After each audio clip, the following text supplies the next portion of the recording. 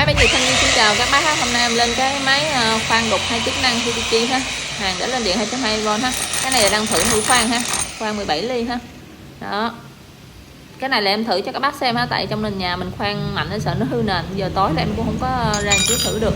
Giờ em thử cái mũi đục cho các bác xem ha. Cái con Hitachi này nó khỏe dữ lắm á, 2 chức năng ha, mình có thể vừa khoan vừa đục được. Muốn xài cái mũi nào thì xài mũi đó ha.